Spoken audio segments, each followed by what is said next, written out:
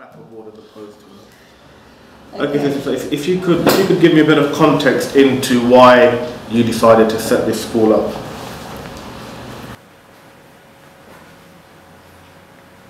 I decided to start it because I have a son to sit down for 2 hours repeating the same thing. He was able to memorize very quickly, and obviously due to the boredom he would speak to the other children, and the teacher would say that he was very disruptive, and he would also interrupt conversations. These things are obviously linked to his special needs. So I had to pull him out of the madrasa, and unfortunately it just meant that he couldn't go to a madrasa because at the time I didn't feel that I was competent enough to teach him.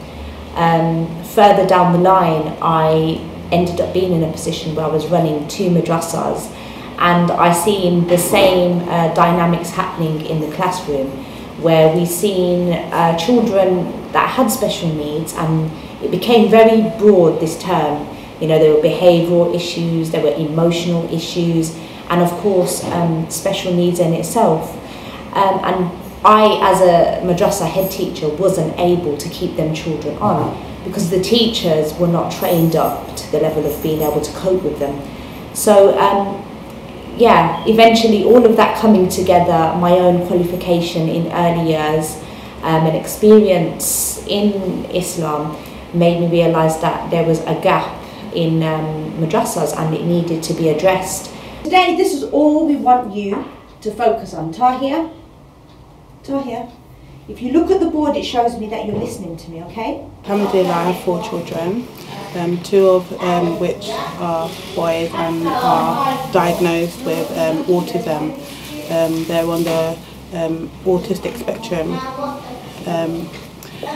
And basically, you know, since I've you know, reverted to Islam, obviously as a you know, my duty is to, you know, let my children learn about the Deen and practice the Deen, and, you know, encourage them into that field.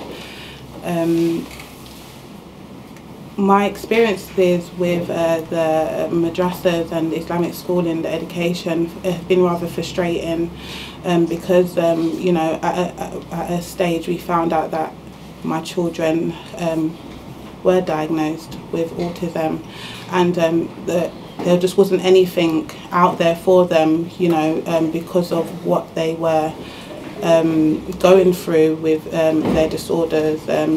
You know, they couldn't sit still. The communication with teachers, with the children, the understanding, it just wasn't there, and there was nowhere that I could actually bring my children for them to learn about the Deen. And as a revert myself, I don't know anything much about Islam at that time. I didn't know anything, so it was very difficult and very frustrating, and I felt rather isolated, you know, and so did my children. They felt that they wasn't really cared for, because there was nowhere that they could really go to learn about Islam.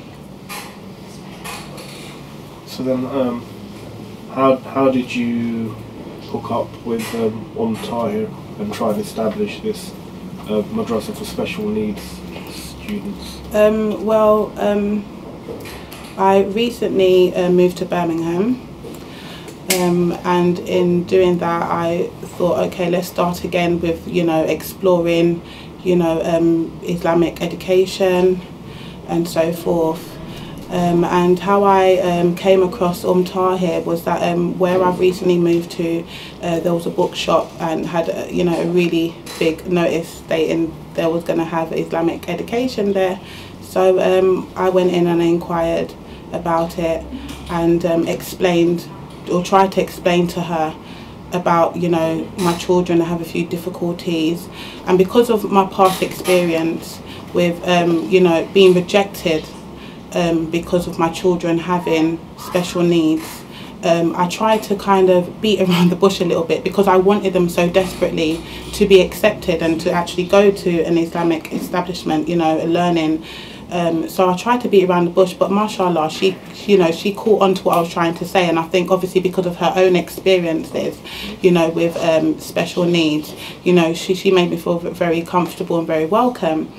So that's how I first initially, you know, came across her, and, you know, alhamdulillah, you know, ever since then, you know, we have been very engaged in speaking about special needs, you know, and how we can kind of get around this whole obstacle that there is with kind of discriminating, I would say. I know it seems rather harsh, but for me as a parent, I feel that there is a bit of discrimination going on with regards to education for disabled children, and, you know, it's very hard to digest that, because this is Islam and we're meant to be one ummah. So why, when anybody is thinking about building up an educational establishment, why are disabled children not in that makeup? The vision that I have for Special Madrasahs really is just to create an opportunity for all children, and, you know, with special needs. And I guess I have to define what I mean by special needs, and that is children with autism, ADHD, emotional, behavioural problems. For us to be able to bring these children on board and address these needs in a manner that we are you know, nurturing them. You know, the theory when it comes to education is that a child is not able to begin to excel in their learning until their emotional and social development is nurtured. So I believe that as Muslims, you know, and as, you know, a humanitarian cause, we need to nurture these things so that we can see these children excel.